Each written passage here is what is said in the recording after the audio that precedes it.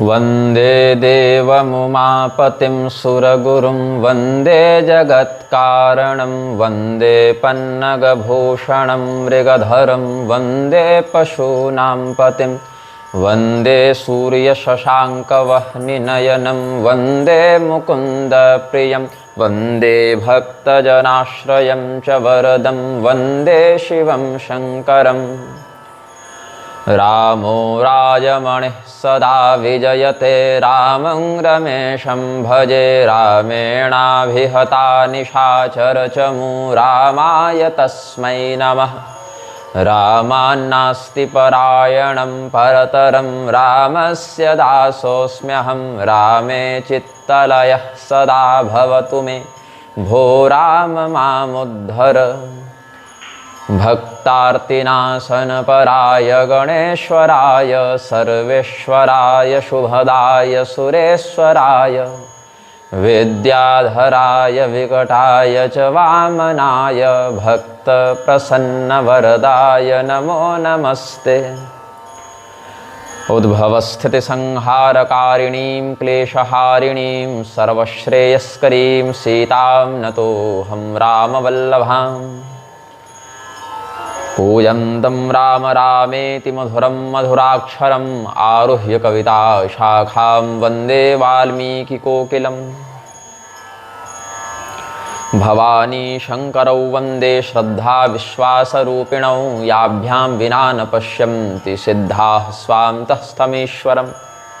आनन्दकानने ह्यस्मिन् जङ्गमस्तुलसीतरुः कवितामञ्जरी शाखा राम भ्रमरभूषिता। भगवान श्री राम जी का मंगल पदार्पण अयोध्या में हो चुका है। भगवान अपने समस्त नगरवासी सुहृदों से व्यक्तिगत रूप से उतने उतने रूप बनाकर मिले हैं। अमित रूप प्रगटे ही काला जथा जोग मिले सब ही कृपाला। कृपा दृष्टि विरघुबीर बिलोकी किए सकल नर नारी बिसोकी। छन महि सब ही मिले भगवाना उमा मरमयः काहु न जाना। एहि विधि सब ही सुखी कर रामा आगे चले शील गुण धामा।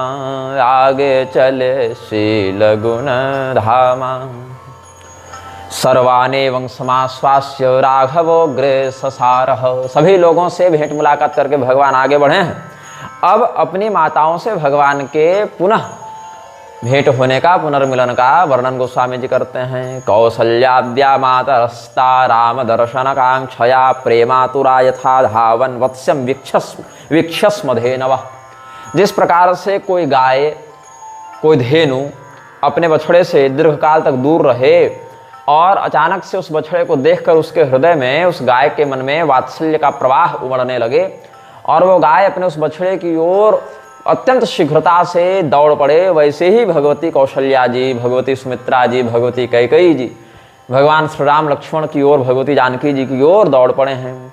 कौसल्यादि मातु सब धाई निरखि बच्छ जनु धेनु लेवाई। जनुधेनु बालक बच्छत जिगृह चरण बन पर बस गए दिन। अंतपुर रुख स्रवत थन हुंकार कर धावत भई। अति प्रेम प्रभु सब मातु भेटी बचन मृदु बहुविधि कहे। गए विषम विपति वियोग भव तिन्ह हरस सुख अगणित लहे। जिस प्रकार से कोई गाय अपने छोटी उम्र के बछड़े को घर में छोड़कर अपने गोष्ठ के साथ जंगल इत्यादि में घास चरने जाती है और दिनांत में सायंकाल में जब आती है तो वात्सल्यता की अधिकता के कारण उसके स्तनों में दुग्ध का प्रवाह स्वयं होने लग जाता है, रंभाती हुई अपने बछड़े की ओर दौड़ती है। वैसे ही ये माताएं अपने श्री रामचंद्र जी के प्रति, अपने पुत्र के प्रति इस 14 वर्ष के वियोग के समापन पर जो अचानक से वात्सल्य का अतिरेक हुआ उसको प्रदर्शित करते ही दौड़ पड़े हैं। भेटे तनय सुमित्रा रामचरण रति जान। राम मिलत कैकेयी हृदय बहुत सकुचान। लक्ष्मण सब मातन मिली हर से आशीष पाई। कैकेयी कहाँ पुनि पुनि मिले मन कर क्षोभन जाय। सुमित्रा जी ने देखा कि हम जिस काम के लिए अपने पुत्र लक्ष्मण को 14 साल पहले अवध तहाँ जहाँ राम निवासु ऐसा कहकर भेजे थे, हमारे पुत्र बिना किसी प्रमाद के, बिना अपने कर्तव्य में कोई कलंक लगाए हुए सकुशल कर्तव्य को निभाकर सकुशल शरीर के साथ अपने भैया भाभी के साथ आ गए हैं, तो उनको बहुत संतोष और गर्व का अनुभव हुआ अपने पुत्र के इस चरित्र पर। और भगवान श्री रामचंद्र जी सभी माताओं से मिले, पहले कैकेयी जी से भी मिले, और कैकेयी जी से जब भगवान मिल रहे हैं तो कैकेयी जी के मन में बड़ा संकोच हो रहा है, बहुत ग्लानि हो रही है कि ये जो अवसर है ये हमारे ही हठ के कारण आया है। लक्ष्मण जी भी सबसे प्रेम से मिले हैं, लेकिन कैकेयी जी से जब मिल रहे हैं लक्ष्मण जी तो उनके हृदय में थोड़ा सा क्षोभ तो है कि ये सारा नाटक नहीं हुआ रहता तो अभी तक तो भैया कब के राजा बन चुके होते, पिताजी भी जीवित रहते, मन में कोई किसी प्रकार की किसी के प्रति खटास नहीं होती, एक उनका भाव है वैसा। कैकेयीं च सुमित्रां च ववन्दाते पुनश्च तौ क्लेशावहा भर्तुरलक्षणाहं सीतेति नाम स्वमुदीरयन्ति स्वर्गप्रतिष्ठास्य गुरोर्महेश्यावभक्तिभेदेन वधूर्ववन्दे। जो सीता जी हैं स्वर्ग प्रतिष्ठस्य गुरोर महिष्यौ, जो स्वर्ग में प्रतिष्ठित हैं ऐसे अपने गुरुजन मतलब राजा दशरथ की जो पत्नियां हैं उनसे भगवती सीता जी बिना किसी प्रकार का कपट किए, बिना छोटा बड़ा समझे, बिना भेदभाव किए मिली हैं। और कैसे मिली? अपना नाम बताते हुए मिली हैं कि मैं सीता आपको प्रणाम करती हूँ, अपना नाम बताते हुए वो मिली हैं। अब पूछो नाम बताते क्यों मिली हैं, तो ये मर्यादा है, अपना परिचय देते हुए, क्योंकि घूंघट में है, उतने सारे जन समुदाय के सामने ये सब माथा खोलकर तो कोई रहेगा नहीं, जो चरित्रवती स्त्री है तो ढका हुआ मस्तक है, सभी स्त्रियां वहाँ मस्तक ढके के ही हैं, है ना। अब उर्मिला जी हैं या जो भी मांडवी श्रुतकृत हैं वो सभी तो वहाँ आई है ना अपने अपने पतियों से मिलने और पतियों के साथ, और भी अलग अलग बहुएं हैं सबकी, तो माथा तो सबका घूंघट से आवृत है, तो पता कैसे चले कि कौन कौन वाली हैं, तो अपना परिचय दिया है उन्होंने। सासुन सबन मिली वैदेही चरणन ही लागी हरसति तेहि देहि अशीष बोझ कुशलाता हो अचल तुम्हार अहिवाता। तुम्हारा सौभाग्य अखंड हो, अखंड सौभाग्यवती भव।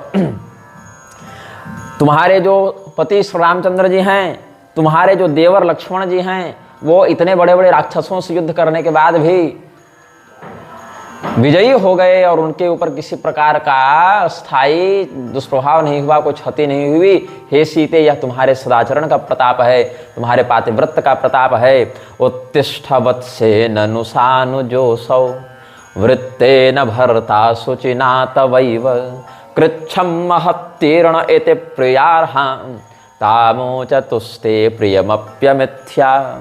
प्रियम अपि अमिथ्या, कैसा कहा सासुओं ने? सास जो तीनों हैं उन्होंने कहा, हे पुत्री, हे वत्से, उठ जाओ, हमारे चरणों में पड़ी हो, उठ जाओ, गले लगो।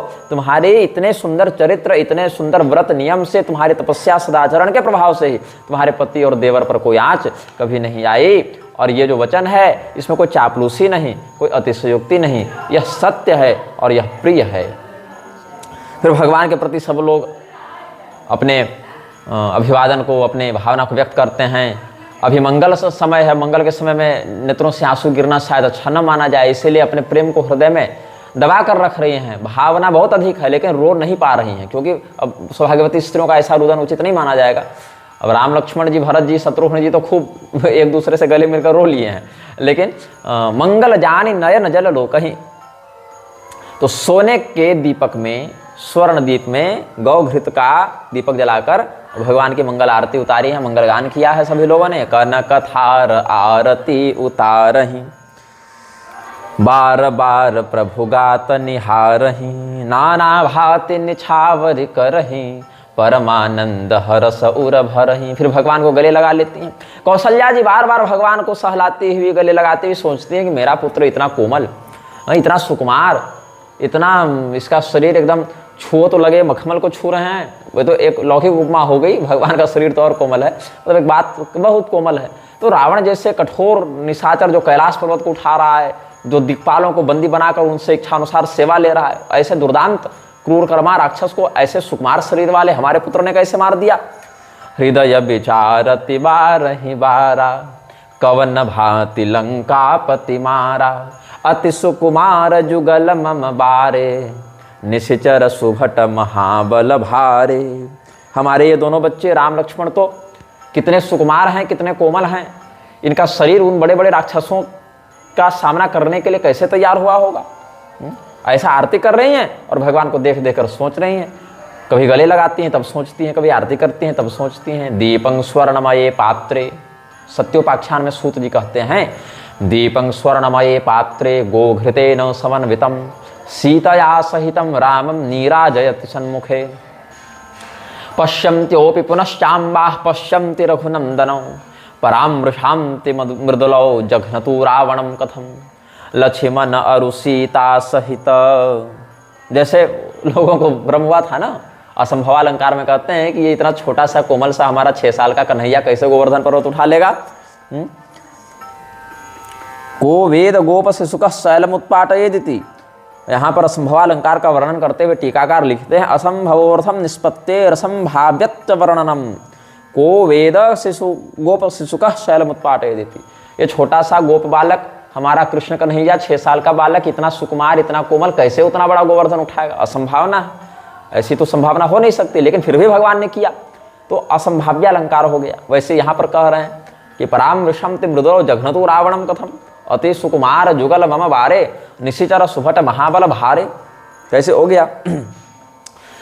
लक्ष्मण अरु सीता सहित प्रभु ही विलोकति मात, परमानंद मगन मन पुण्य पुण्य पुलकित गात। अपने दोनों पुत्रों को, पुत्र वधुओं को देखकर सभी माताओं का हृदय प्रमुदित है। उसके बाद भगवान के साथ साथ पुष्पक विमान पर आरूढ़ होकर भगवान के जो इष्ट मित्र भक्तजन आए थे, कौन कौन हैं, तो सुग्रीवो युवराजश्च हनुमांश्च विभीषणः मानुषं विग्रहं कृत्वा सर्वाभरण भूषितः। सुग्रीव जी, अंगद जी, हनुमान जी, ये सब किमपुरुष योनि में हैं, वानराकृति में हैं। विभीषण जी राक्षस कुल के हैं, राक्षसाकृति में हैं। लेकिन यहाँ पर उस वाले रूप में नहीं, इनके पास कामरूप सिद्धि है, इनके पास इच्छानुसार अपने रूप को अभिव्यक्त करने का सामर्थ्य है, इसीलिए ये सब मनुष्य के समान वेश बनाकर वहाँ उपस्थित हैं।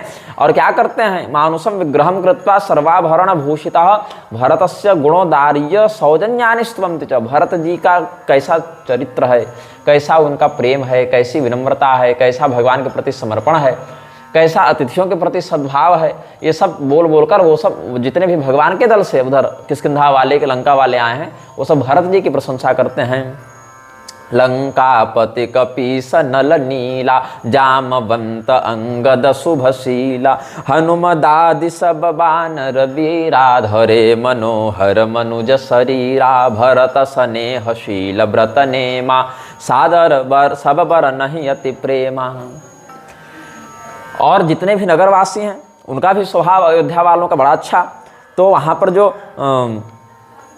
भगवान का अनुग्रह प्राप्त है अयोध्या वासियों को, अयोध्या वासियों के प्रति भगवान का जो प्रेम है, इस बात की भी सराहना करते हैं। तब तक श्री रामचंद्र जी ने अपने मित्रों को, जो वानर सेना वाले थे और लंका वाले थे, सबको कहा कि भाइयों आगे आ जाओ, अब हम सबका परिचय करवा दें जरा।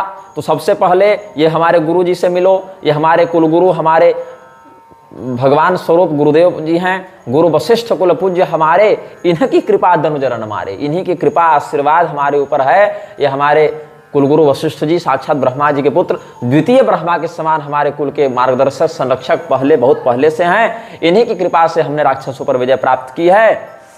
और फिर वशिष्ठ जी को बताया कि हे गुरुवर, आप तो ऐसे तो सब जानते ही हैं, लेकिन औपचारिकता होती है, ये सब हमारे मित्र हैं। कोई नहीं कहा नौकर हैं, सेवक हैं, सवरे, सब 2-2 कौड़ी के बानर क्या, नहीं, ये हमारे मित्र हैं, सब हमारे मित्र हैं, सखा हैं, ये सब हमारे मित्र हैं। और ये जो संग्राम रूपी समुद्र है ना, उसको पार करने के लिए जहाज बनकर इन्होंने रावण पर विजय प्राप्त करवाई है हमें।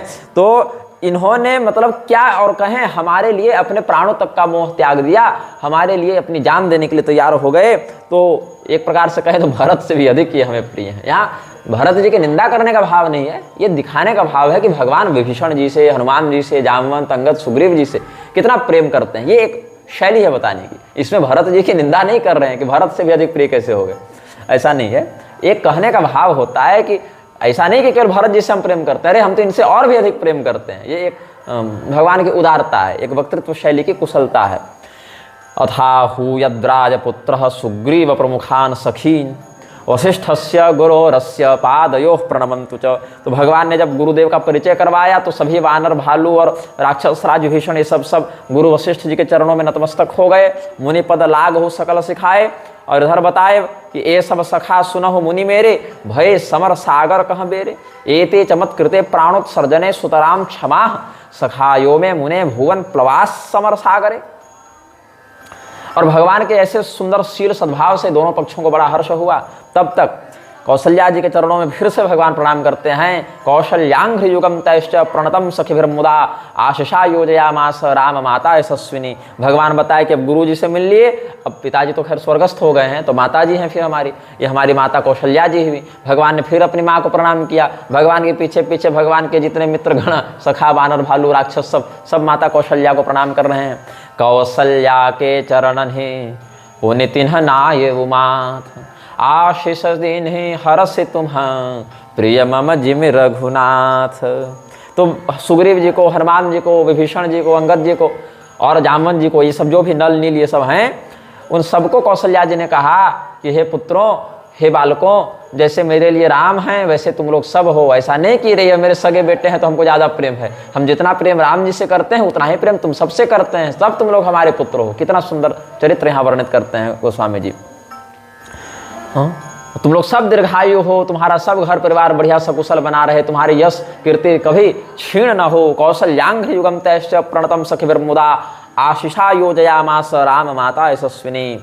ऐसे कौशल्या जी का चरित्र, कुंती जी का चरित्र, ये सब कुछ ऐसी देवियां अपने सनातन इतिहास में हुई हैं जिनका चरित्र मतलब देवताओं को भी पवित्र करने वाला हम मानते हैं। कौशल्या जी का जो चिंतन है, उनकी जो उदारता है, उनकी जो विनम्रता है, क्षमाशीलता है, या कुंती जी का जो अद्भुत चरित्र है, भगवान के प्रति जो इनका अटूट विश्वास है, ये सब मतलब स्त्रियों में ऋषि महर्षियों के समान इनका चरित्र हम पवित्र समझ। शबरी जी ये सब तो खैर भगवान की भक्त होने के कारण प्रसिद्ध हैं ही, लेकिन कौशल्या जी महल में रहकर रानी होकर भी अपने ऊपर इतना अत्याचार सहकर भी, कुंती जी महल की रानी होकर भी अपने ऊपर इतना अत्याचार, अपने बच्चों पर इतना अत्याचार सहने के बाद भी कितनी क्षमाशीलता रखती हैं। गांधारी के प्रति या धृतराष्ट्र के प्रति कभी भी कुंती जी का कोई दुर्भाव नहीं हुआ, या इधर कौशल्या जी का कैकेयी के प्रति वैसा कोई अपकार का या बदला लेने की भावना, या भरत जी के प्रति कभी कोई द्वेष की भावना उनके मन में नहीं आई।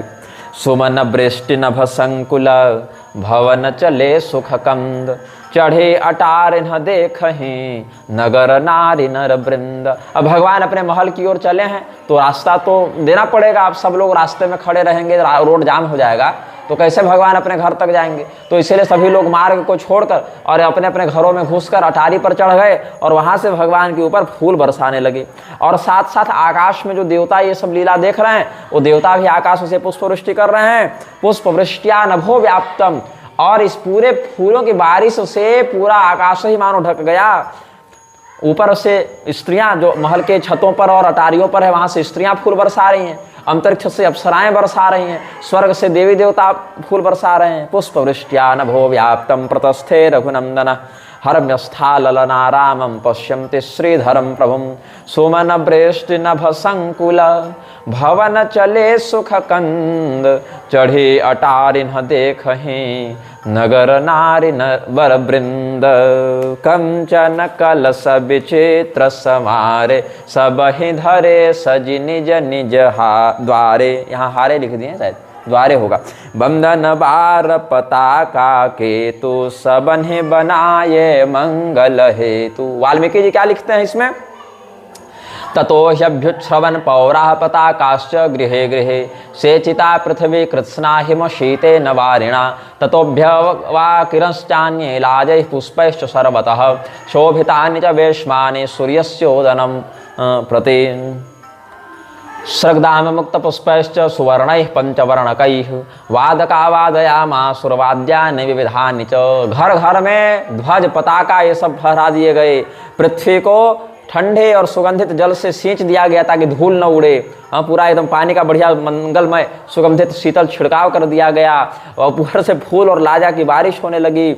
अपने घरों में तोरण द्वार इत्यादि सजा दिए गए। मणि माणिक्य स्वर्ण इत्यादि से वहाँ बड़े बड़े सुंदर फूलों के हार गूंथ गूंथ कर द्वार में सजा दिए गए, बंधनवार सजा दिए गए इस प्रकार से। और ढोल नगाड़े सहनाई सितार और जो बांसुरी है, जो भी जिस प्रकार के वाद्य यंत्र में जिसकी निपुणता थी, वो भगवान के स्वागत में मंगलमय वाद्य बजाने लगे। जहाँ तहाँ नारी निछावरी करही देहि यशीष हरस उर भरही कंचन थार आरती नाना जुबती सजे करही शुभ गाना करही आरती आरती हर के रघुकुल कमल विपिन दिन कर के। ये वाली चौपाई बहुत आरती में गाते भी हैं लोग, तो यही की है कि करही आरती आरती हर के, मतलब आरती हरण, संकट का हरण करने वाले भगवान की मंगलमय आरती कर रहे हैं। सभी सुंदर स्त्रियां अपने अपने हाथों में स्वर्ण थाल लेकर कंचन दीपक सजाकर भगवान की आरती कर रही हैं, भगवान के लिए आशीर्वाद और मंगल कामनाएं कर रही हैं। और ये जो अयोध्या जी की आज शोभा है, चक्रुर निराजनम तस्य नाना बलि पुरस्सरम, ये जो भगवान के सामने विविध प्रकार के उपहार भेंट मंगल द्रव्य प्रस्तुत करके उनकी आरती की जा रही है। तो आज जो अयोध्या का महात्म्य है उसको तो ब्रह्मदेव इत्यादि बड़े बड़े वाग पटु विद्वान भी शायद वर्णित न कर पावे। अयोध्यायाश्च माहात्म्यम वक्तुम शक्तो न चाब्जजः इतरेषां च काशक्तिर विश्वासाद रहितात्मनाम। फिर अन्य हम जैसे लोगों का या अविश्वासी लोगों का यह सामर्थ्य कैसे हो सकता है कि अयोध्या नगरी के सौभाग्य सौंदर्य का वर्णन कर दें। लेकिन क्या हुआ, नारी कुमुदिनी अवधसर रघुपति बिरह दिनेश अस्त भये विकसत भये निरखी राम राकेश। ये जो अयोध्या की स्त्रियां थीं वो सुंदर कुमुदिनी के समान हैं। अयोध्या रूपी सरोवर में ये कुमुदिनी खिली है। अब कुमुदिनी और कमलिनी में क्या अंतर है? कुमुदिनी रात को खिलती है चंद्रमा के प्रकाश में, प्रातःकाल मुरझा जाती है सूर्य के प्रकाश में। कमलिनी सूर्य के प्रकाश में प्रातःकाल खिलती है और शाम होते होते या चंद्रमा के प्रकाश में कुम्हला जाती है। ये कुमुद और कमल में या कुमुदिनी और कमलिनी में अंतर है। तो भगवान का विरह जो है वह सूर्य के समान प्रचंड ताप दे रहा था, इसीलिए ये अयोध्यावासिनी स्त्रियां मुरझा गई थीं। अब भगवान साक्षात श्री रामचंद्र के रूप में जब चंद्रोदय हुआ तो उनको देखकर इनका चित्त हर्षित हो गया है। हो ही सगुन शुभ विविध विधि बाजहि गगन निशान पुर नर नारी सनाथ करे भवन चले भगवान सर्वान एवं प्रतोष्यासु जयौ स्वसदनम हरि। भगवान सभी लोगों को संतुष्ट करके अपने महल की ओर बढ़े हैं। और प्रभु को यह अनुभव हुआ, भगवान को यह अनुभव हुआ कि कैकेयी के मन में अपने कृत्य को लेकर बड़ी ग्लानि है।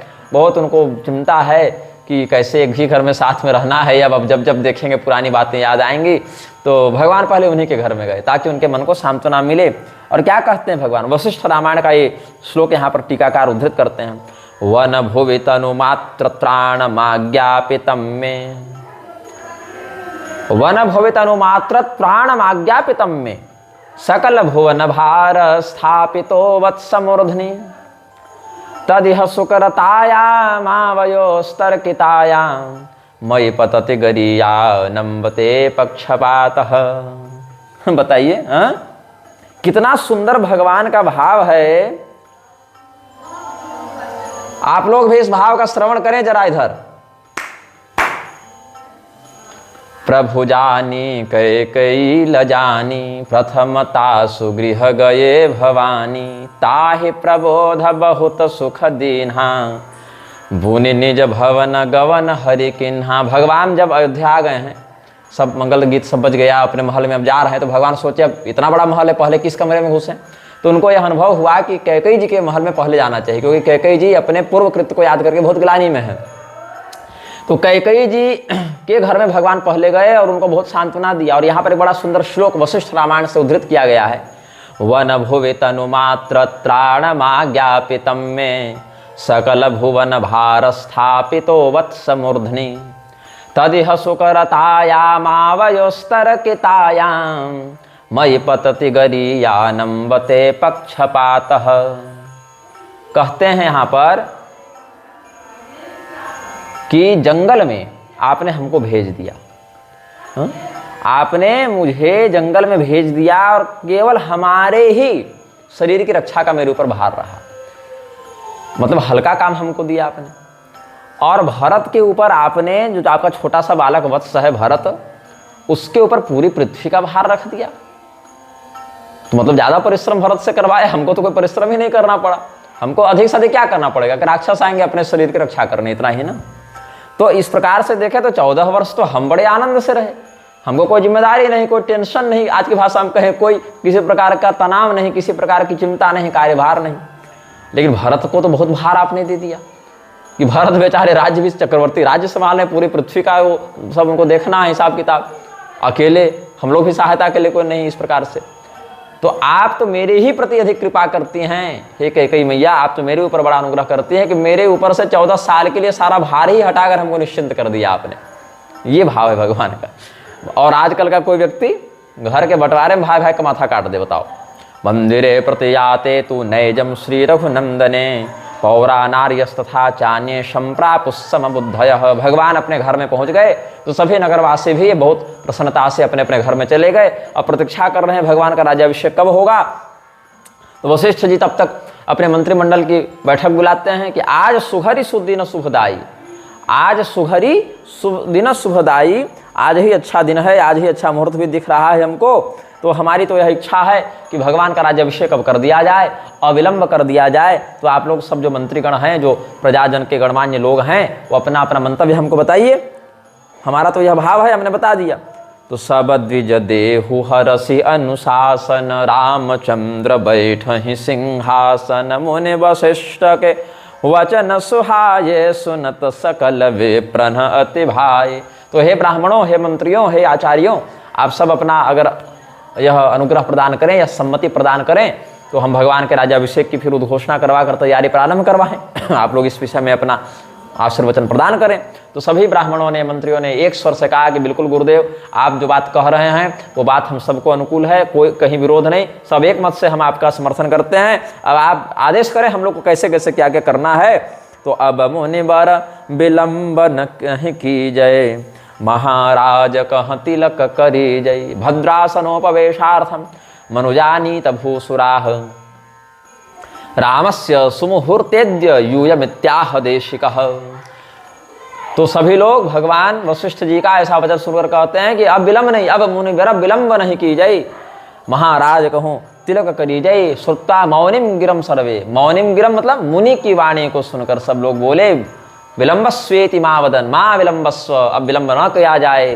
तब मुनि कहे सुमंत्र सन, सुनत चले हरसाई, रथ अनेक बहुबाजी गज, तुरत समारे हो जाय, जहाँ तहाँ धावन पठई पुने, मंगल द्रव्य मंगाई, हरस समेत वशिष्ठ पद, पुनि सिरुनाय उवाई। ततो वशिष्ठ वचनात् सुमंत्रो नाम सारथि, रथानश्वान गयान श्रेष्ठान त्वरितम समसज्जत।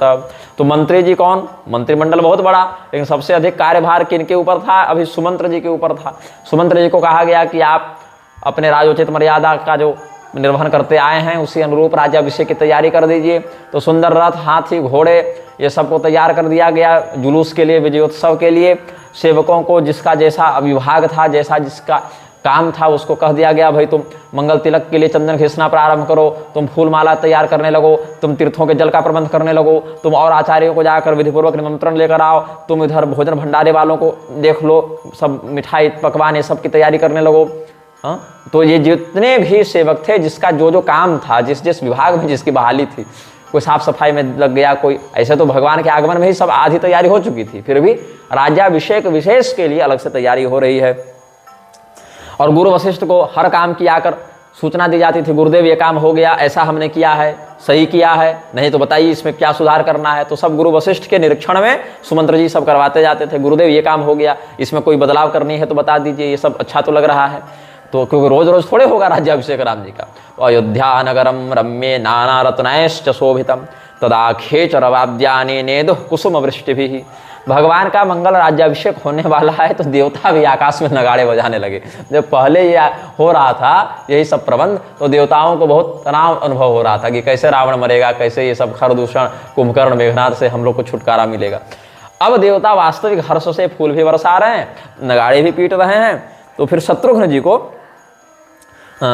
विचार आया कि भगवान अभी तक छौर नहीं किए हैं, वो तो जटाजूट और बड़ी दाढ़ी, हालांकि भगवान की दाढ़ी ऐसे है नहीं, लेकिन आनंद रामायण में भगवान के छौर में दाढ़ी इत्यादि का भी श्मश्रुकृन्तकः ये सभी वर्णन है, अध्यात्म रामायण इत्यादि में भी।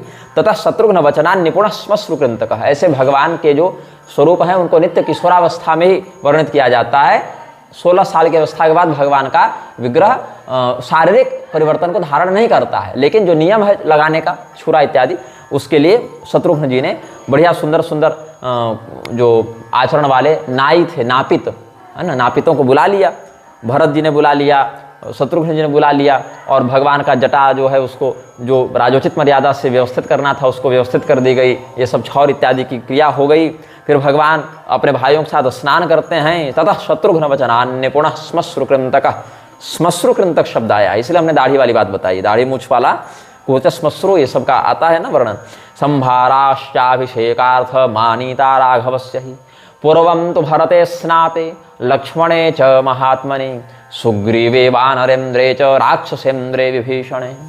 सबसे पहले भगवान ने कहा देखो भरत, तुम पहले बढ़िया जटा इत्यादि सुधारो और अपना सब भद्रीकरण करो, तुम स्नान करो पहले। फिर कहा भरत जी तैयार हो गए, अब लक्ष्मण तुम भी तैयार हो जाओ। फिर कहा सुग्रीव जी आप भी बड़ी दूर से आए हैं, विभीषण जी आप भी राजा हैं भाई, आप लोग दोनों, ये सब दोनों तो राजा हैं ना, अपने तो राजोचित प्रोटोकॉल है, मेरे आप लोग भी स्नान कीजिए छौर इत्यादि करके। फिर भगवान ने अंत में स्वयं स्नान किया, सीता जी ये सब स्नान किए, भगवान ने और सीता जी ने सबसे अंत में स्नान किया। सबसे पहले भरत जी को करवाया, लक्ष्मण जी को करवाया, फिर उधर सुग्रीव जी और विभीषण जी जो दोनों लंकेश और किष्किंधेश हैं उनको करवाया, फिर अंत में भगवान ने, अच्छा भगवान ने स्वयं भरत जी की जटा सुलझाई है। भरत भाग्य प्रभु को मलताई शेष कोटि सत सकहिन गाई विशोधित जट स्नात चित्रमाल्यानुलेपन महार्हवसनोपेतस्तस्थौ तत्र श्रियाज्वलन, श्रिया सह सीतया सह ज्वलन। भगवान महार्हवसनोपेतस्तस्थौ बहुमूल्य वस्त्राभूषणों से युक्त होकर भगवान वहाँ विराजमान हुए हैं। भगवती सीता जी को उनकी कौशल्यादि सासुओं ने स्नान इत्यादि करवा के, मंगल श्रृंगार करवा के, दिव्य आभूषणों से युक्त करके अलंकृत कर दिया। प्रतिकर्मा च सीताया सर्वाः दशरथ स्त्रियः आत्मनैव तदा चक्रुर्मनस्विन्यो मनोहरम। तो भगवान श्री सीता रामचंद्र जी जब विराजमान हुए तो ऐसा लगा अभी अभी इनका विवाह हुआ है, नए दुल्हा दुल्हन के समान उनकी शोभा बढ़ने लगी। राम बाम दिशि शोभित रमारूप गुण खानी देखी मातु सब हरसी जन्म सुफल निज जानी वाम भागे समासीनाम सीताम कांचन सन्निभाम। तपे हुए सोने के समान जगमगाती हुई छवि के साथ भगवती सीता जी श्री रामचंद्र जी के वाम भाग में विराजमान हैं। भगवान श्री रामचंद्र जी उज्ज्वल नीलमणि के समान हैं, भगवती सीता जी कनक गौरव प्रभा हैं। ऐसा लग रहा है जैसे सोने की अंगूठी में नीलम को जड़ दिया गया हो। श्री सीता रामचंद्र जी का विग्रह ऐसा ही है, सोने की अंगूठी से, सोने से व्यवस्थित नीलम, भगवती सीता जी के कनक गौरव प्रभा से युक्त भगवान उज्ज्वल नीलमणि के समान श्री रामचंद्र जी का स्वरूप ध्यान करना चाहिए, है ना। वो दिखने लगेगा आपको, अगर आप ध्यान वैसा करेंगे तो वो भाव आपको समझ में आने लगेगा। वाम भागे समासीनाम सीताम कांचन सन्निभाम रामस्य जनयित्रस्ताम उदीक्षानंद संप्लुता।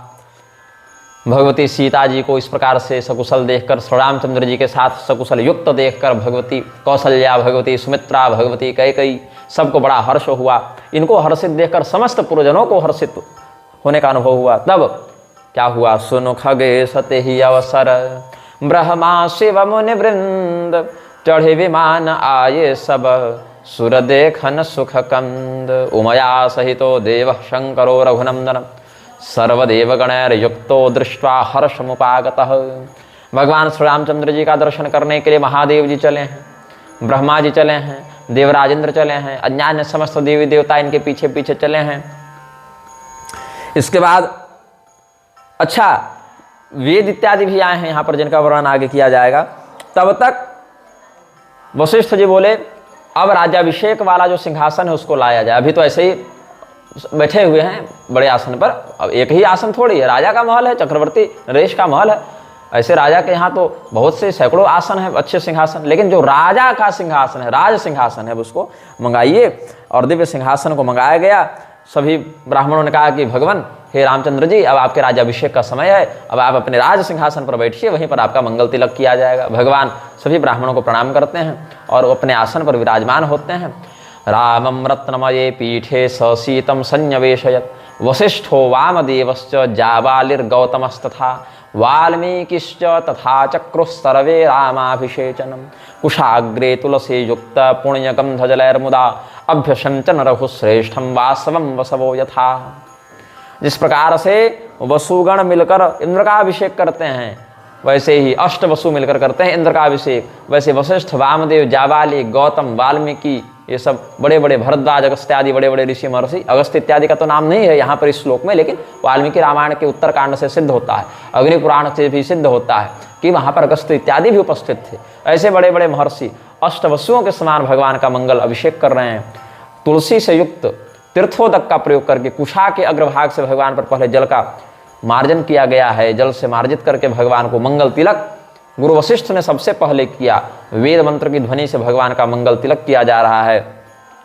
सभी रानियां भगवान की इस दिव्य छवि को निहार कर हर्षित होकर उनकी आरती उतार रही हैं। उधर दान धर्म करने का विभाग अलग अलग मंत्रीगण और भाईगण देख रहे हैं। भगवान ने सब संकल्प कर दिया है और सभी ब्राह्मणों को और ब्राह्मणेतर याचकों को भी अपनी अपनी इच्छा, रुचि, आवश्यकता के अनुसार यथेष्ट दान दिया जा रहा है। कोई कंजूसी नहीं, कोई भेदभाव नहीं, कोई किसी के साथ दुर्व्यवहार नहीं। कौसल्या च सुमित्रा च कैकेयी राजयोषिता परमानंद संपन्ना याचकेभ्यो ददुर्धनम। भगवान त्रिभुवन नायक त्रिलोकीनाथ श्री रामचंद्र जी, रघुवंश शिरोमणि रघुनाथ जी सकुशल सशक्तिक सीता जी के साथ अपने राज सिंहासन पर विराजमान हैं।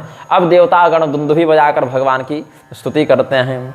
नभदुन्दुभि बाजहि विपुल गंधर्व किन्नर गावहि नाचहि अपक्षरा वृंद परमानंद सुर मुनि पावहि भरतादि अनुज विभीषणांगद हनुमदादि समेत ते गह छत्र चामर व्यजन धनु असि चर्म शक्ति विराजते।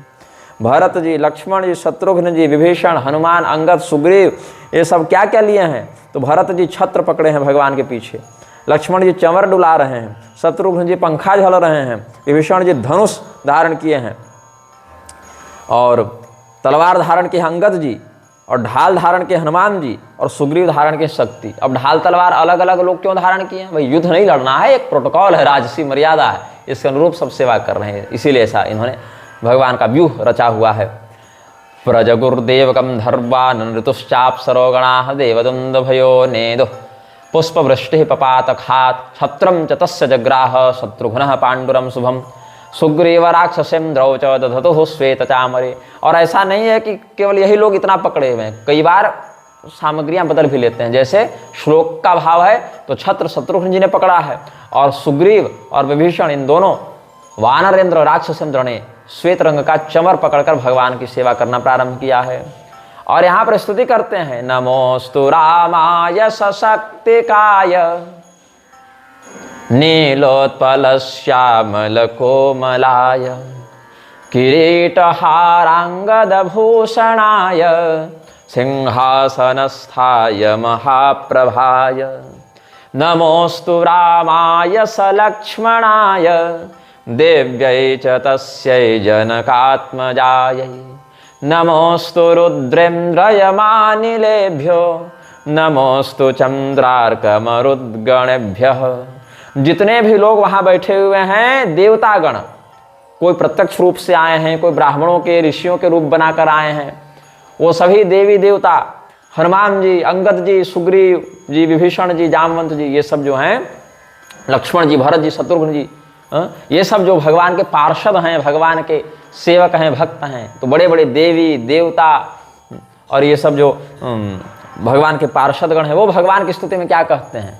नमोस्तु रामाय सशक्तिकाय नीलोत्पल श्यामल कोमलाय किरीटहारांगद भूषणाय सिंहासनस्थाय महाप्रभाय। भगवान श्री रामचंद्र जी को उनकी शक्ति भगवती जानकी जी के साथ हम प्रणाम करते हैं। भगवान श्री रामचंद्र जी नीलकमल के समान सुंदर विग्रह को धारण करके स्वर्ण के मुकुट, अंगद आभूषण, हार इत्यादि से युक्त होकर बहुत अत्यधिक प्रभाव से सूर्य के समान दीप्यमान होकर अपने राज सिंहासन पर विराजमान हैं। ऐसे श्री रामचंद्र जी जगन्नाथ भगवती सीता के साथ युक्त, जगदम्बिका के साथ युक्त जगन्नाथ श्री रामचंद्र जी को हम प्रणाम करते हैं। ये देवतागण कह रहे हैं। और जितने पूर्ववासी नगरवासी हैं वो ये पूरे श्री राम दरबार की स्तुति करते हुए कहते हैं कि राम जी की भी जय हो, सीता जी की भी जय हो, लक्ष्मण जी की भी जय हो, सब भाइयों की जय हो। और जितने भी ये सब हमारे यहाँ देवतागण आए हैं, शिव जी आए हैं, ब्रह्मा जी आए हैं, मरुदगण आए हैं, देवराजेंद्र आए हैं, सब की जय हो, ये नगरवासी कहते हैं। नमोस्तु रामाय स लक्ष्मणाय देव्यै च तस्यै जनकात्मजायै नमोस्तु रुद्रेन्द्रयमानिलेभ्यो नमोस्तु चंद्रार्कमरुद्गणेभ्यः। और तब कहते हैं कि इस सुंदर छवि को देखने वाले, इस सुंदर छवि के सामने स्तुति करने वाले अथवा इस सुंदर छवि का मन से भी अनुसरण करने वाले समस्त लोग धन्य हैं। श्री सहित दिनकर वंश भूषण काम बहु छवि सोहई नव अम्बुधर बरगात अंबर पीत सुर मन मोहई मुगुटांगदा विचित्र भूषण अंग अंगनि प्रति सजे अम्भोज नयन विशाल उरभुज धन्य नर निरखंति जे वह शोभा समाज सुख कहतन बनई खगेश वर्ण शारद शेष श्रुति सोरस जान महेश भिन्न भिन्न स्तुति करी गए सुर निज निज धाम बंदी बेश वेद तब आये जह श्री राम यथा शयानम सम्राजम वंदिनस्तत्पराक्रमी। भागवत महापुराण के वेद स्तुति का ही प्रसंग यहाँ पर आप भाव लगाएंगे कि यथा शयानम सम्राजम वंदिनस्तत्पराक्रमै प्रत्युषेभ्यत्य सुश्लोकैर्बोधयन्त्यनुजीविनः। जिस प्रकार से बड़े महाराज सोए रहते हैं, उनके आगे उनको नींद से जगाने के लिए उनके जो सेवक हैं, स्तुति पाठक हैं, बंदी मागध सूतजन है, वो सुंदर सुंदर कीर्ति का उद्घोष करते हुए उनको जगाते हैं, वैसे भगवान को भी वेद मंत्र, भगवान परब्रह्म को भी वेद अपने मंत्रों से जगाते हैं, प्रबुद्ध करते हैं। ऐसे भगवान तो सोते नहीं, ये सब निद्रादि विकारों से तो परे हैं, लेकिन एक भाव है कि उसी प्रकार से उनको प्रबुद्ध करते हैं। तो बंदी गणों का वेश धारण करके, बंदी मतलब कैदी नहीं, बंदी एक स्तुति पाठक का समुदाय विशेष होता है। यहाँ पर बंदी, सूत, मागध, चारण, ये सब उनकी संज्ञाएं हैं। चारण समुदाय के बहुत सारे लोग अभी भी छत्तीसगढ़ में क्षत्रियों के यहाँ जाकर यशोगान करते हैं उनका। तो हमको एक मिले थे धर्मपुरा में, कोई चारण मिले थे हमको, वो चारण यशोगान क्या करते थे क्षत्रियों के यहाँ जाकर। तो हमको भी उन्होंने भगवान की दशावतार स्तुति सुनाई थी। वो दशावतार स्तुति हमने फेसबुक या यूट्यूब पर कहीं डाली भी थी। वो कोई कवि वो गाते थे दशावतार स्तुति में। वो चारण, हमको चारण जाति के भी थे और कर्म से भी, आजीविका से भी वो चारण ही थे। प्रकाश या प्रदीप क्या नाम था, मैं नाम भूल गया उनका, लेकिन उनका वीडियो मैंने कहीं अपलोड किया था। वो दशावतार स्तुति बड़ी सुंदर सुनाए थे भगवान के 10 अवतारों पर। तो भिन्न भिन्न स्तुति करे गए सुर निज निज धाम बंदी वेश धरि वेद तव आये जहाँ श्री राम। जब सभी देवता अपने अपनी स्तुति निवेदित करके चले गए तो वहाँ पर बंदी गणों का वेश धारण करके चारों वेद उपस्थित हुए हैं। भगवान तो पहचान गए कि ये तो साक्षात वेद भगवान आए हैं, लेकिन वो अपना रूप प्रदर्शित नहीं करना चाहते, तो भगवान भी उनके रहस्य को नहीं खोले हैं। तो प्रभु सर्वज्ञ किन्ह अति आदर कृपा निधान लखे उन काहू मरम कछु लगे करण गुणगान। भगवान पहचान गए कि साक्षात शब्द ब्रह्म वेद यहाँ उपस्थित हैं, लेकिन अपना रूप छिपाए हैं, मतलब ये चाहते नहीं इनकी पहचान सार्वजनिक हो। तो भगवान भी उनका सार्वजनिक अभिवादन नहीं किए वैसे कि आइए आप वेद हैं बैठिए, ऐसे बस मानसिक अभिवादन दोनों का हुआ। और फिर वेदों ने स्तुति की है, मन से अभिवादन किया, और यह भेद बाहर नहीं निकला। लक्ष्य उन काहू मरम कछु, इसीलिए बाहर से सार्वजनिक अभिव्यक्ति नहीं हुई। अब वेदों ने स्तुति जो की है वो सुनिए। अच्छा, ये स्तुति मुझे बड़ी प्रिय है और बचपन में और आजकल भी कभी कभी मैं इसको ऐसे भी चलते फिरते भी गाते रहता हूँ। और ये जो स्तुति है ये वेदों में वर्णित भी है, मतलब ये तो गोस्वामी जी अपने लिखे हैं तो ठीक लिखे हैं, लेकिन ये जो स्तुति है इसी का भाव ऐसा ही भाव आपको श्रीमद् भागवत महापुराण की वेद स्तुति में भी मिलेगा। और वेद स्तुति पर हम बहुत बार अपनी मति के अनुसार, हालांकि बहुत क्लिष्ट विषय है, लेकिन जितना यहाँ है और जितनी इधर से निकलने की क्षमता है उतना बोलते हैं। एक हमने छोटी टीका भी वेद स्तुति पर लिखी है, और उसी वेद स्तुति का भाव गोस्वामी जी भी यहाँ वर्णन करते हैं। और श्री राम पूर्व तापनीयोपनिषद में भी वेदों ने जो स्तुति की वो भी वर्णन है। यो वै श्री रामचंद्र स भगवान अद्वैत परमानंदात्मा यो ब्रह्मांड स्थान्तर बहिर्व्याप्तो यो विराट भ्रुव स्वस्तस्मै वै नमो नमः। जो भगवान श्री रामचंद्र जी अद्वितीय अद्वैत स्वरूपी परमानंद स्वरूपी हैं, ब्रह्मांड के अंदर बाहर सर्वत्र व्याप्त हैं, उन विराट पर ब्रह्म को भू भुवः स्वः लोकत्रय में व्याप्त उस परमात्मा को हम प्रणाम करते हैं। यहाँ से प्रारंभ हुआ है ये भाव, लेकिन इतना ही है ऐसा नहीं, बहुत लंबी है ये स्तुति, तो हमने एक आपको यहाँ संकेत में बता दिया। जय सगुण निर्गुण रूप रूप अनूप भूप शिरोमणे दश कंधरादि प्रचंड निश्चर प्रबल खल भुज बलहने अवतार नर संसार भार विभंजि दारुण दुखद है। जय प्रणत पाल दयाल प्रभु संयुक्त शक्ति नमामहे। सगुण स्वरूपी और निर्गुण स्वरूपी दोनों प्रकार से हम आपको प्रणाम करते हैं। अच्छा, परमात्मा जब सगुण होते हैं तो गुण में आबद्ध हो जाते हैं ऐसा नहीं है, अपितु गुणों के माध्यम से अपनी सक्रियता को प्रदर्शित करते हैं, इतना ही भाव है। और निर्गुण स्वरूप में गुणातीतावस्था में वह अक्रिय के रूप में रहते हैं, अक्रिय भाव से व्यक्त रहते हैं, अक्रिय भाव में स्थित रहते हैं, ये समझना चाहिए। तो दोनों रूपों में, सगुणाकृति में भी और निर्गुणाकृति में भी हम आपको प्रणाम करते हैं। और आपका यह जो श्री रामचंद्र का स्वरूप है ये अद्भुत है, अनूप है। अनूप मतलब जिसकी उपमा किसी और चीज से न की जा सके, अनुपम है। समस्त राजाओं के आप शिरोमणि हैं। रावण इत्यादि प्रचंड राक्षसों को आपने अपने भुजाओं के पराक्रम से नष्ट कर दिया है। आप यद्यपि अविनाशी अजन्मा विश्वव्यापी विश्वोत्पादक परब्रह्म है, फिर भी अपने भक्तों पर कृपा करके इस संसार के भार का हरण करने के लिए आप यहाँ पर आए और उनके कष्ट को दूर किया। ऐसे अपने शरणागतों की रक्षा करने वाले कृपालु प्रभु को हम प्रणाम करते हैं। लेकिन कैसे प्रणाम करते हैं? संयुक्त शक्ति नमामहे। आपकी जो शक्ति जानकी जी हैं उनके साथ संयुक्त रूप में सशक्तिक परब्रह्म की हम आराधना करते हैं, उनको प्रणाम करते हैं।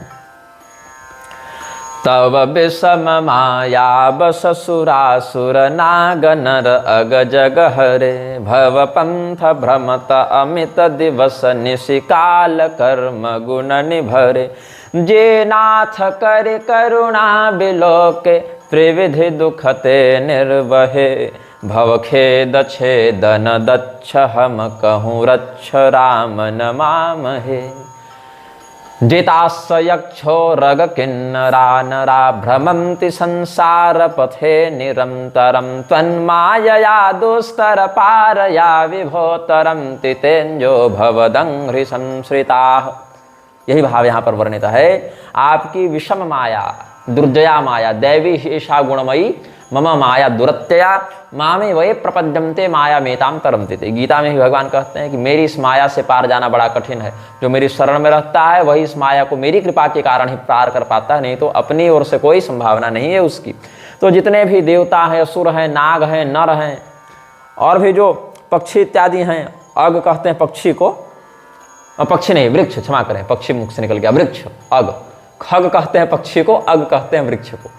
ख मतलब आकाश, आकाश में गमन करने से पक्षी, और अग मतलब जो गमन ही न करे, मतलब एक जगह स्थिर रहे, तो वृक्ष हो गए। तो अग खग जितने भी जग में सब जीव जंतु हैं, देवता असुर नाग नर, सब अलग अलग कर्म प्रारब्ध में फंसकर नाना योनियों में भटक रहे हैं आपकी माया के प्रभाव के कारण। और उनमें से जिन पर कृपा करके आपने उनको अपना भक्त स्वीकार कर लिया, जो आपकी शरण में आ गए, जिसके ऊपर आपने अपनी कृपा दृष्टि डाल दी, उसके समस्त दुख नष्ट हो गए। संसार के कष्ट से निवृत्त करके व्यक्ति को परमानंद प्रदान करने वाले ऐसे परब्रह्म राम को हम प्रणाम करते हैं। ये आगे, अच्छा यहाँ जो भाव है ये तो पद्म पुराण से व्यक्त किया। पहला तो श्रुति का भाव, जय सगुण निर्गुण रूप रूप अनूप भूप शिरोमणि। फिर पद्म पुराण से जितास्स यक्षोर्ग किन्नरा नरा भ्रमंति संसार पथे निरंतरम तो तब विषम माया बस सुरासुर नाग नर अग जग हरे। इसके बाद जो भाव है वो भागवत से है। ये न्येरविंदाक्ष विमुक्त मानिनस्त्वय्यस्त भावाद विशुद्ध बुद्धयः आरुह्य कृच्छ्रेण परम पदम ततः पतन्त्यधो नामृतयुष्मदङ्घ्रयः शृण्वन् गृणन् संस्मरयश्च चिन्तयन्नामानि रूपाणि च मङ्गलानि ते क्रियासु यस्त्वच्चरणारविन्दयोराविष्टचेता न भवाय कल्पते। इसी को गोस्वामी जी लिखते हैं, जे ज्ञान मान विमत्त तव भवहरनि भक्ति न आदरी ते पाई सुर दुर्लभ पदादपि परत हम देखत हरि। विश्वास कर सब आस परिहरि दास तव जे होई रहे जपि नाम तव बिनु समत रहि भवनाथ सो सम राम है। मैं बहुत ज्ञानी हूँ, मैं बहुत सम्मानित हूँ। इस प्रकार से जो दंभ का प्रदर्शन करते हैं, जो लोग अपने आप को बहुत बड़ा मान लेते हैं और आपकी भक्ति का तिरस्कार कर देते हैं, मनुष्य सोचेगा हम बड़ा, मनुष्यों में क्यों पशु पक्षी से बड़ा है, मनुष्य श्रेष्ठ है। मनुष्य में राजा सोचेगा हम बड़ा, राजाओं से गंधर्व यक्ष सोचेंगे हम बड़े, उनसे देवराजेंद्र सोचेंगे हम बड़े, तो सब तो एक दूसरे से बड़ा ही खुद को मानकर दंभ पाला हुआ है ना। इसीलिए जिन लोगों ने अपने पद प्रतिष्ठा ज्ञान ऐश्वर्य के अभिमान में आपकी भक्ति को ठुकरा दिया, ऐसे लोग चाहे बड़े बड़े यज्ञ करके, बड़े बड़े व्रत इत्यादि करके, कठिनता से तपस्या करके, पुण्य बल के प्रभाव से स्वर्ग भी चले जाएं, तो भी प्रभु वहां से भी वापस नीचे आ जाते हैं। आरुह्य कृच्छ्रेण परम पदम ततः पतन्त्यधो नामृतयुष्मदङ्घ्रयः। यहाँ तक कि जय विजय भी भगवान के लोक में थे, तो वहाँ क्रोध आदि इनको हो गया, अपने मान का पद का अहंकार हो गया, अरे हम तो भगवान के द्वारपाल, तो वहाँ से भी उनको भगवत इच्छावशात ही सही, लेकिन 3 जन्म के लिए तो आना ही पड़ा यहाँ।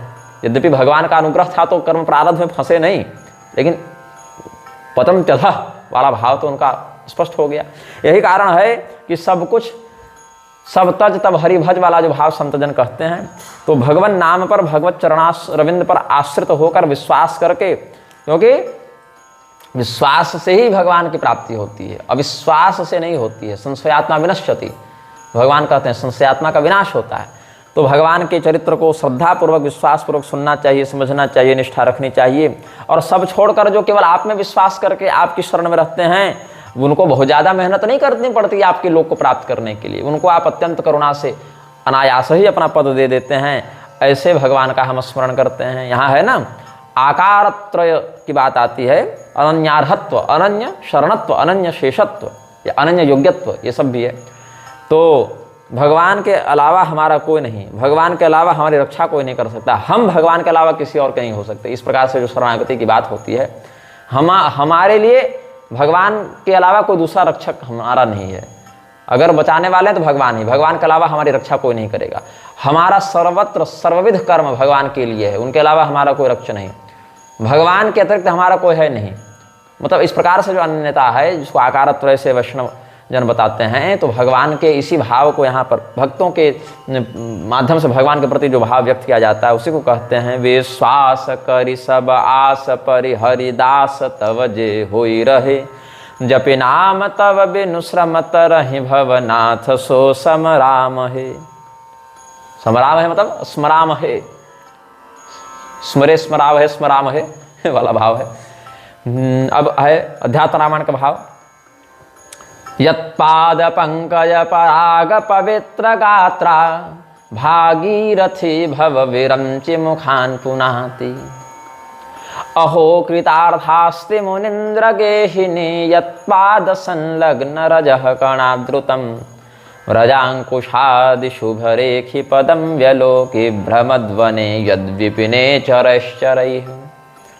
अब गोस्वामी जी यही भाव वर्णित करते हैं। जे चरण शिव अज पूज्य रज शुभ परसि मुनि पत्नी तरी नख निर्गता मुनि वंदिता त्रैलोक्य पावन सुरसरी ध्वज कुलिश अंकुश कंज जुत बन फिरत कंटक किनल हे पद कंज द्वंद्व मुकुंद राम रमेश नित्य भजामहे।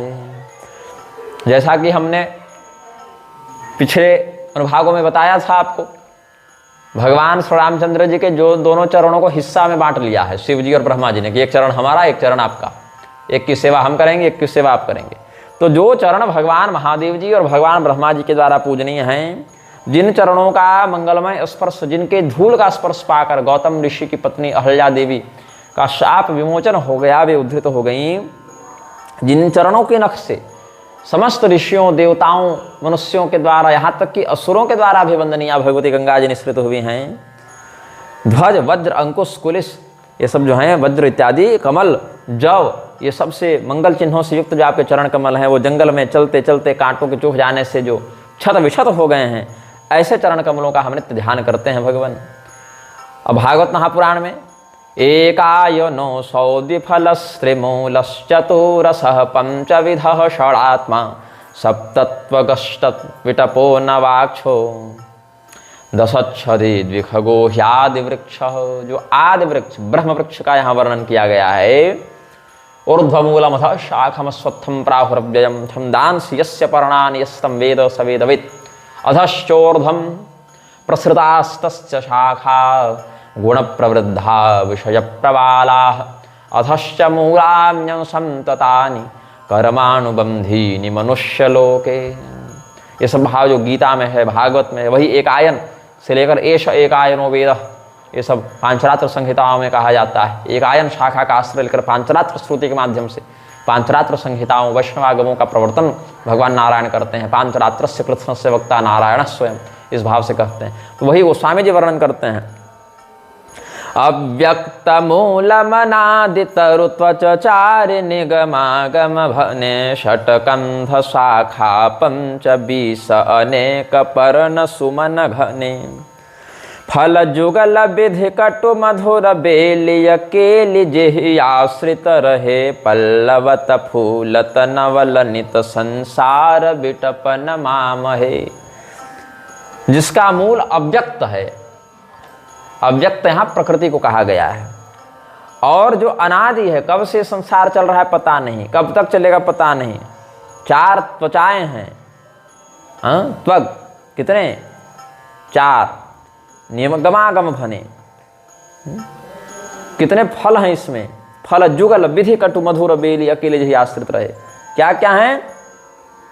सुख और दुख दो फल हैं, सत्व इत्यादि गुणत्रय इसकी जड़ हैं, धर्म अर्थ काम मोक्ष या चतुर्विध आश्रम, चतुर्विध वर्ण, ये सब जिसके छाल हैं। कहीं कहीं इस छंद का अर्थ चारों वेद से भी लगाते हैं लोग, लेकिन अलग अलग टीकाकारों ने अलग अलग भाव व्यक्त किया है। 6 तने हैं, षडशास्त्र ही इसके तने हैं, अथवा त्वग मांस रुधिर मेदा मज्जा अस्थि, ये 6 जो हैं ये षड धातु। वीर्य को यहाँ नहीं गिना है क्योंकि वह जो है चेतन का उद्बोधक हो जाता है। हालांकि शरीर ही बना रहा है, लेकिन उसी के माध्यम से न नए शरीर का निर्माण होगा, बाकी तो ठीक है। लेकिन खून से या हड्डी से उससे तो प्रजनन होगा नहीं, वीर्य से होगा, इसलिए उत्पादक होने से उसको किनारे रखा।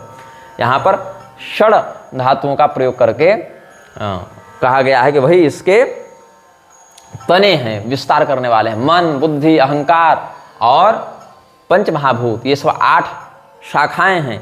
ये सब भागवत महापुराण का भी भाव है और कुछ इस छंद का भी भाव है, क्योंकि यहाँ पर द्विफलस त्रिमूलस चतुरसः पंचविधः षडात्मा सप्तत्वग अष्ट विटपो नवाक्षो, ये सब जो भाव है उसको यहाँ पर गोस्वामी जी ने अनुदित किया है, लेकिन किसी और प्रारूप में किया है। 9 छिद्र होते हैं, 10 प्राण हैं, प्राण अपान व्यान समान उदान नाग कूर्म कृकल देवदत्त धनंजय, ये सब पत्र हैं, और उस पर 2 पक्षी हैं। कौन कौन है? एक ब्रह्म है और उसी का बिंब स्वरूप जीव है। तो इस प्रकार से जो संसार रूपी वृक्ष के रूप में विस्तृत हैं, ऐसे श्री रामचंद्र जी को हम प्रणाम करते हैं। अब फिर से श्रुति का संदर्भ देकर इस स्तुति को पूर्ण करेंगे। नित्यो नित्यानां चेतनं चेतनश्चेतनानां यो विदधाति कामान् यस्यांशेनैव ब्रह्म विष्णु महेश्वरा अपि जातो महाविष्णुर्यस्य दिव्यगुणाश्च स एव कार्यकारणयोः परम पुरुषो रामो दाशरथिर्बभूव।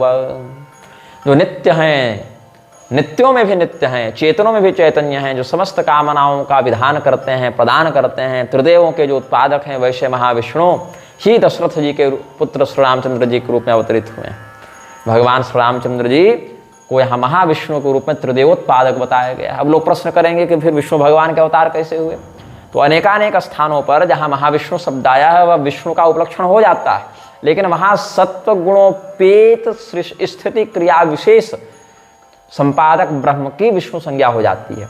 और क्रियाकाल गुण निर्विशेष ब्रह्म की महाविष्णु संज्ञा हो जाती है। विष्णु संहिता पढ़िएगा तो पता चलेगा कि, और हमने इस पर वक्तव्य भी दिया है, जब अयोध्या के श्री राम नाम महायज्ञ में रामभद्राचार्य और राजनारायणाचार्य जी आपस में भिड़े थे ना विष्णु और महाविष्णु शब्द पर, तो रामभद्राचार्य ने कह दिया था कि राम जी विष्णु नहीं, वो तो महाविष्णु हैं, विष्णु से भी ऊपर हैं। और राजनारायणाचार्य ने कह दिया कि महाविष्णु क्या होता है, ये तो कोई तत्व ही नहीं है। तो हमने उन दोनों का खंडन करके तृतीय पक्ष जो विष्णु संहिता और नृसिंहतापनी उपनिषद ये सबसे समर्थित है, रामपूर्वतापनी उपनिषद से भी, उसको हमने रखा था। बोले महाविष्णु और विष्णु तत्व मूलतः एक ही है। ब्रह्मांड से बाहर होने पर महाविष्णु, ब्रह्मांड में स्थित होने पर विष्णु, और शरीर में स्थित होने पर महाविष्णु, सदा विष्णु। तो आप लोग विष्णु और महाविष्णु पर लड़ रहे हैं, यहाँ तो सदा विष्णु की बात भी शास्त्र करते हैं, 3 होते हैं विष्णु संहिता के अनुसार। और उग्रम वीरम महाविष्णु जलंतं सर्वतोमुखम, तो कैसे कह दिया कि महाविष्णु कोई तत्व ही नहीं होता। तो इसीलिए हमने वहां पर दोनों पक्षों का खंडन करके एक तृतीय शास्त्रीय पक्ष का प्रवर्तन किया था। वो सभ्य वक्तव्य हमारे पुराने दर्शक जानते हैं, तो आप लोग वहां से भी देख सकते हैं। अस्तु, यहाँ पर गोस्वामी जी क्या कहते हैं वेद स्तुति में, जे ब्रह्म अजम द्वैत अनुभव गम्य मन पर ध्यावहि, ते कहु जानहु नाथ हम तव सगुण जस नित गावहि। करुणायतन प्रभु सदगुणा कर देव यह बर मागहि, मन वचन कर्म विकार तजि तव चरण हम अनुरागहि। ब्रह्म अजन्मा है, अद्वैत है, केवल अनुभव से ही उसको जाना जा सकता है। सत्ता मात्रेण लक्ष्यते, उसकी उपस्थिति मात्र से उसका बोध होता है। और मन इत्यादि इंद्रियों के गो के अधीन नहीं, गोतीत है वो। ये सब शब्द भी आए हैं, ऐसे गोतीत शब्द पूरा ठीक नहीं है, लेकिन अगोचर है वह ब्रह्म, ये कहने का भाव है। तो जो लोग ऐसा मानते हैं वो लोग माने, कोई दिक्कत नहीं, बिल्कुल शास्त्रीय बात है। लेकिन प्रभु हमारी निजी रुचि पूछेंगे तो हमको तो यही सगुण रूप अच्छा लगता है, क्योंकि यहाँ पर आपका यशोगान करते बनता है। यही भागवत महापुराण के वेद स्तुति में भी है ना, जय जय जय रामयि तो शेष भी तो गुणाम सम वरुद्ध समस्त भगा, ऐसे करके एक भाव मुझे स्मरण आ रहा है, वेद स्तुति का ही है। भाव है कि भगवान आप तो अकथ्य हैं, अचिंत्य हैं, अदृश्य हैं, अश्रव्य हैं, अलभ्य हैं, फिर आपका हम अनुभव कैसे करें, आपका हम संस्तवन कैसे करें। तो आप स्वयं को जिस जिस रूप में अभिव्यक्त कर देते हैं, स्तुति में हम लोग का सहयोग कर देते हैं, तो फिर हम लोग उसी रूप के अनुभव से आपकी स्तुतियाँ करने लग जाते हैं, ये भाव है। तो इसीलिए कहते हैं ये लोग कि स्तुति में सुगमता होने के कारण, लब्ध दृश्य श्रव्य स्पर्श होने के कारण इस सगुण रूप में हमारी अधिक निष्ठा है, और इसी रूप में हमारा मन लगा रहे, यह हम आपसे वरदान मांगते हैं। ऐसा कह के यहाँ से अंतर्धान होकर सभी वेद ब्रह्मलोक में जाकर श्वासनोपविष्ट हो गए। सबके देखत वेदन विनती कीन्ह उदार, अंतर्धान भये पुनि गए ब्रह्म आगार। बैन तेय सुनु शंभु तब आये जह रघुबीर, विनय करत गद गद गिरा पूरित पुलक शरीर। अब भगवान महादेव जी देवी पार्वती जी के साथ यहाँ पर उपस्थित हैं। उमया सहितो देव शंकरो रघुनंदनम वाचा गदगदया नौति पुलकांग मनोहर। और बड़ा सुंदर संस्तवन किया है महादेव जी ने। मैं आपको थोड़ा थोड़ा भाव इसका समझा देता हूँ, संस्कृत में भी बता दूंगा अध्यात्म रामायण के अनुसार, और अन्य रामायणों में भी ये सब श्लोक हैं, कुछ भागवत से भी है। जैसे हमने भागवत वाला बताया था, यज्ञ रविंदाक्ष विमुक्त माननस्तयस्त भावाद विशुद्ध बुद्धय आरुह्य कृच्छ्रेण परम पदम ततः पदम त्यधो नाद्रत युष्मदंघ्रय। तो भव दंघ्र नरादर के फल ये भव सिंधु अगाध परे नरते पद पंकज प्रेमन ये करते, ये सब जो चौपाइयाँ हैं, छंद हैं, उसका भाव भी भागवत में मिल जाता है। गोस्वामी जी ने समस्त शास्त्रों का निचोड़ श्री रामचरितमानस के रूप में लिख ही दिया है। हम आपको सरल भाषा में इसका अर्थ समझाने का प्रयास करेंगे। जय राम रमारमणं समनं भवताप भयाकुल पाहि जनम अवधेश सुरेश रमेश विभो शरणागत मागत पाहि प्रभो।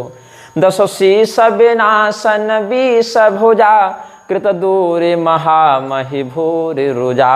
रजनी चर वृंद पतंग रहे सर पावक तेज प्रचंड दहे। नमोस्तु रामाय सशक्तिकाय नीलोत्पल श्यामल कोमलाय किरीटहारांगद भूषणाय सिंहासनस्थाय महाप्रभाय। रक्षोधिपे नाखिल देव सौख्यम हृतं च मे ब्रह्मवरेण देव पुनश्च सर्वं भवतः प्रसादात् प्राप्तं हतो राक्षस दुष्ट शत्रुः।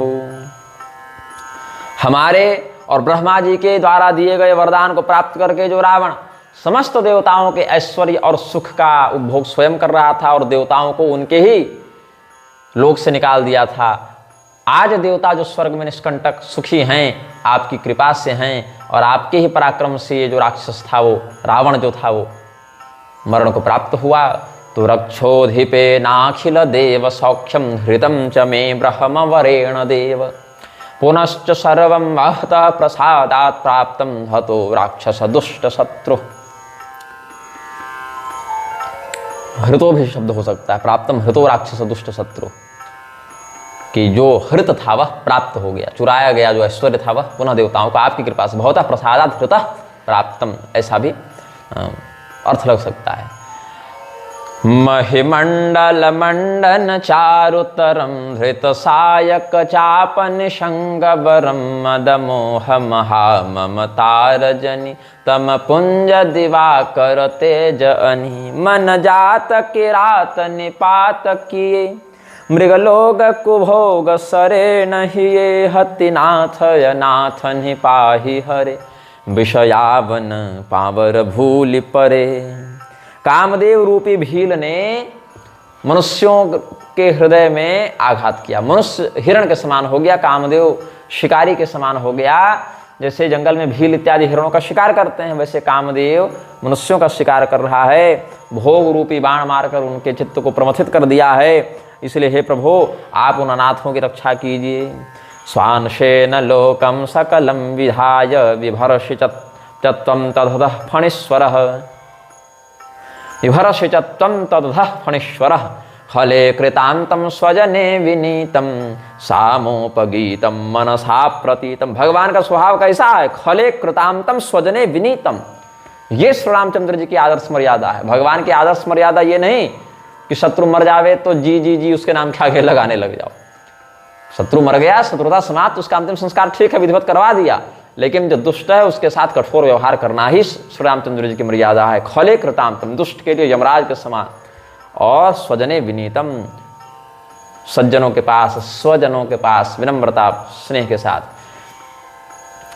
दुष्टों के नियमता और सज्जनों के प्रतिपालक, दोनों संतुलन भगवान अपने विग्रह में दिखाते हैं। रागेण गीतम वचनादतीतम श्री रामचंद्रम सततम नमामि। कितना सुंदर श्लोक है, आप फिर से सुने इसको।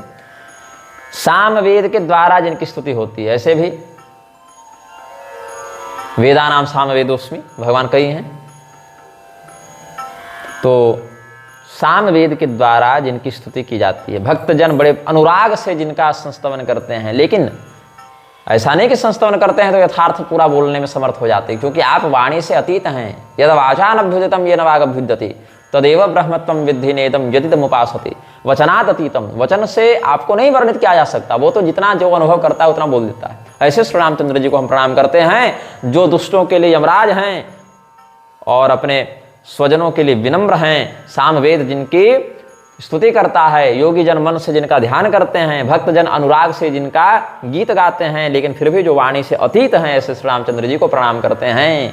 खले कृतांतम स्वजने विनीतम सामोपगीतम मनसा प्रतीतम रागेण गीतम वचनादतीतम श्री रामचंद्रम सततम नमामि। ये शिव जी का भाव है। ऐसे ऐसे श्लोक हैं, शास्त्रों को पढ़कर आगे बढ़ने का मन ही नहीं करता, लगता है वहीं घूम घूम के रह जाए। बहुरोग वियोग निलोग हये भवदंघ्र निरादर के फलये भव सिंधु अगाध परे नरते पद पंकज प्रेम न जे करते। अति दीन मलिन दुखी नितहि जिन्हके पद पंकज प्रीति नहीं अवलंब भवंत कथा जिन्हके प्रिय संत अनंत सदा तिन्हके। तत्त्वं न जानन्ति परात्मनस्ते जनाः समस्तास्तव माययानः त्वद्भक्ति सेवामलमानसानां विभाति तत्त्वं परमेकमैशम्। हे भगवान, आपकी महिमा को न जानने के कारण जो व्यक्ति अपने पद प्रतिष्ठा अहंकार के चक्कर में आपकी भक्ति को भूल गया, आपके चरणों की उपासना ठुकरा दी, वो चाहे कितने भी बड़े पद पर पहुंच जाए, वह बहुत बुरी तरीके से नीचे गिरता है और सदैव भवसागर में ही फंसा रह जाता है। और जो सदैव आपकी कथा का आश्रय लेते हैं, जो आपके भक्तों का आश्रय लेते हैं, उनको कोई भी बंधन का अनुभव नहीं करना पड़ता, वो स्वभावतः मुक्त हो जाते हैं। ब्रह्मादयस्ते न विदुः स्वरूपम चिदात्म तत्वं बहिरर्थ भावाः ततो बुधस्तामिदमेव रूपम भक्त्या भजन मुक्तिमुपैत्य दुःखः। और ऐसे लोग जो भगवत कथा में पूर्णतया रम जाते हैं, भगवत भक्तों में पूर्णतया अनुरक्त हो जाते हैं, ऐसे लोगों के पास सोना रख दो चाहे मिट्टी का ढेला, उनको न किसी चीज़ से घृणा न किसी चीज़ से वैराग्य, वो नित्य समरस हो जाते हैं। ये नहीं कि इससे हमारी उपरति हो गई और इसमें अनुरक्ति हो गई, कुछ नहीं, समरस हो जाते हैं। गाली दो तो भी समरस, प्रणाम करो तो भी समरस, निंदा करो तो भी ठीक, प्रशंसा करो तो भी ठीक। सम दुःख सुखश्चैव समलोष्टास्म कांचन तुल्य प्रिया प्रियो धीरस्तुल्य निंदात्म संस्तुति है। नहि राग न लोभ न मान मदाद तिन्हके सम वैभव वा विपदा। झोपड़ी में रख दो तो भी ठीक, इंद्रासन पर बैठा दो तो भी ठीक। एहि ते तव सेवक हो तमुदा मुनि त्यागत जोग भरोस सदा करि प्रेम निरंतर नेम लिए पद पंकज सेवित शुद्ध ही सम मानि निरादर आदर ही सब संत सुखी विचरंति मही। इसीलिए शिव जी क्या कहते हैं, एक वरदान मांगते हैं। उससे पहले एक और स्तुति है, पढ़ लेता हूँ, 2 छंद बच रहे हैं।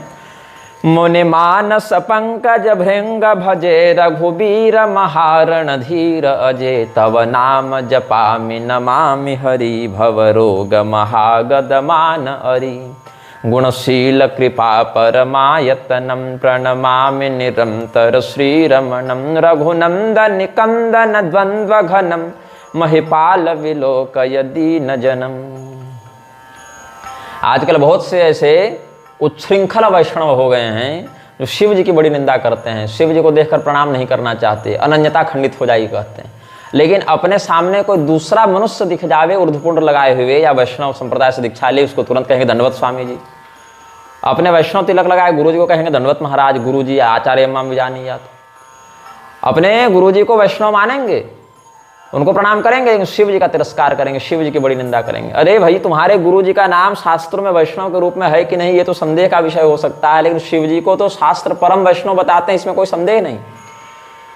जो भगवान महादेव, अगर आप उनको परब्रह्म के रूप में अनुभव करने का सौभाग्य नहीं रख सकते हैं, अगर आपकी बुद्धि इतनी उदार और इतने ब्रह्म विवेक से युक्त नहीं है कि आप भगवान महादेव को परब्रह्म मान सकें, तो भी उस स्थिति में भी भगवान महादेव आपके लिए प्रणम्य और वरणीय ही माने जाएंगे, क्योंकि महादेव जी से बड़ा वैष्णव आप तो नहीं हैं।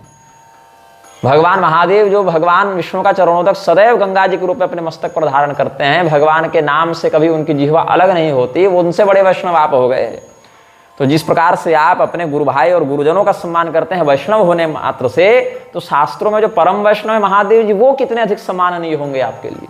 बल्कि मैं तो कहता हूं कि महादेव जी की समस्त सेवा का परम लाभ यही है कि भगवान विष्णु की भक्ति मिल जावे।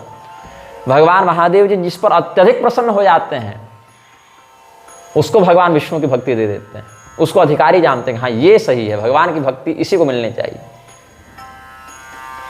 तो भगवान महादेव की जो स्तुति करता है, भगवान महादेव की जो पूजा करता है, भगवान महादेव का जो सम्मान करता है, वो एक साथ भगवान महादेव और भगवान विष्णु दोनों की कृपा का पात्र बन जाता है। हाँ, लेकिन भगवान विष्णु से द्रोह नहीं करना है फिर। और ऐसे ही जो भगवान विष्णु के प्रति स्नेह, सम्मान, सौहार्द और समर्पण रखता है, भगवान महादेव की भक्ति विष्णु भगवान उसको दे देते हैं और दोनों की कृपा एक साथ मिल जाती है। और द्वेष दम से क्या होता है, ना इधर के ही मिल पाते, ना उधर के ही मिल पाते। तो ये क्या कहते हैं महादेव जी, अहम भवन नाम गृणन कृतार्थो वसामि काश्यामनिशं भवान्या मुमुर्षमाणस्य विमुक्तयेहं दिशामि मंत्रम तव राम नाम। हे भगवान, हे रामचंद्र जी, हम आपका नाम जपते हुए देवी पार्वती के साथ काशी नगरी में नित्यवास करते हैं, और काशी में मरने वाले लोगों को राम नाम सत्य है ये कहकर राम नाम का मंत्र रहस्य बताकर उसको मुक्ति प्रदान करते हैं। मरणासन म्रियमाण मनुष्य को हम कानों में आपका नाम सुनाते हैं, राम नाम का उपदेश देकर उसको मोक्ष का अधिकारी बना देते हैं। इसीलिए हम वरदान मांगते हैं आपसे, बार बार बर मांगहु, हरसि देहु श्रीरंग, पद सरोज अनपायिनी, भगति सदा सतसंग, बरनि उमापति राम गुण, हरसि गए कैलास, तब प्रभु कपिन्ह दिवाये, सब विधि सुख प्रद वास। इस प्रकार से भगवान को कहते हैं, हे श्रीरंग, हे भगवन, हे जगन्नाथ, हे सीतापते, हे श्रीपते, हे वैकुंठाधिपते, हे साकेतपते चराचरपते, हे लक्ष्मीपते, हम आपके चरणों में अनपायिनी, निस्वार्थ निर्मला अव्यभिचारिणी भक्ति हम मांगते हैं और संतों का सदैव सानिध्य मांगते हैं। भगवान श्री रामचंद्र जी के दिव्य गुणों का इस प्रकार से वर्णन करके श्री गौरी शंकर भगवान हर्षपूर्वक कैलाश पर्वत चले गए और फिर भगवान श्री रामचंद्र जी ने अपने मित्रों को, वानरों को, राक्षसेंद्र विभीषण जी को और भी अन्यान्य सुहृदों को ठहराया। जो अतिथिगण आए थे उनको उनके मर्यादा और रुचि के अनुरूप दिव्यवास प्रदान किए हैं। इति स्तुत्वा रामचंद्रम सभायां संस्थितं शिवः, लब्धा नपायिनीं भक्तिं स्वपदं प्रस्थितस्तदा, सर्वेभ्यः सुखवासार्थं मंदिराणि प्रकल्पय। भगवान कहते हैं कि भरत जी, लक्ष्मण जी, आप लोग ऐसा करें, हमारे जितने भी सखागण किष्किंधा और लंका से यहाँ पधारे हैं, उनकी रुचि, उनकी मर्यादा, उनकी इच्छा के अनुरूप उनको अच्छे अच्छे स्थानों पर सबको ठहरा दिया जाए। इस प्रकार से भगवान ने सबकी यथोचित व्यवस्था कर दी है।